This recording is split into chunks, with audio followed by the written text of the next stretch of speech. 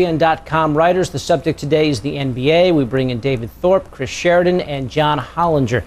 Chris, you've advanced a somewhat different paradigm for playoff seeding. Take us through this proposal of yours, if you would. Well, let me start by saying, the NBA Board of Governors is going to meet this weekend, and they're going to take a look at the playoff format and whether they want to change it. And there's a school of thought that maybe the East should be playing the West earlier than just in the finals.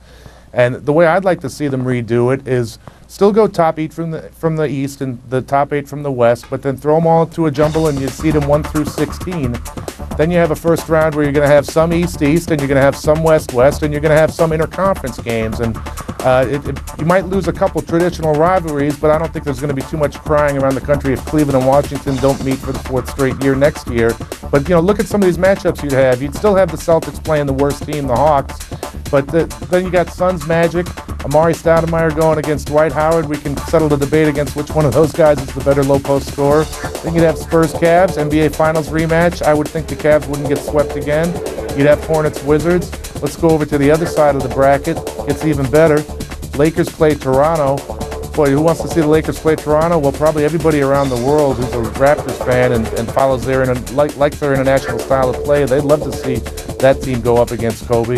You'd also have Utah-Denver, a West-West, Houston-Dallas, 2 Texas teams, another West-West, and Detroit-Philly, which is one of the matchups you're getting already. So you'd get some of what you're already getting, but you'd also get a little bit more of an East-West mix, and I think that would be good for the game.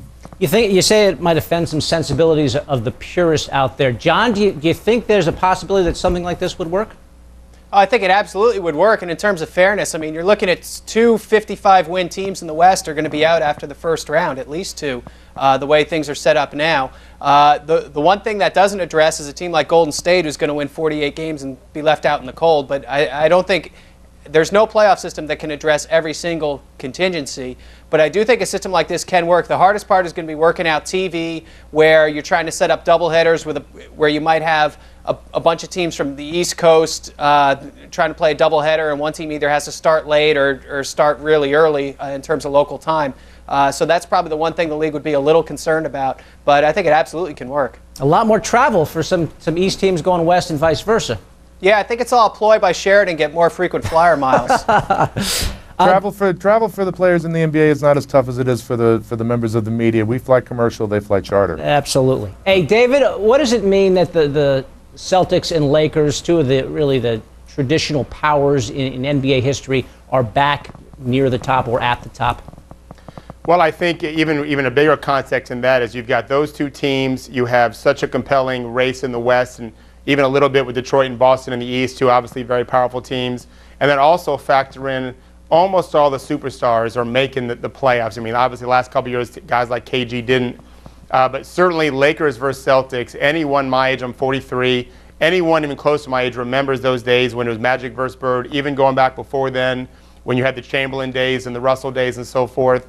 The NBA has never been hotter, as Chris and John I'm sure know as well. Wherever we go, where people ask us questions about what's going on in the league, who's going to win. And it's really great that even back then, you kind of always knew it was going to be Celtics versus Lakers in the 80s, with maybe the Sixers back for a little bit were pretty good, and almost no one competing with LA.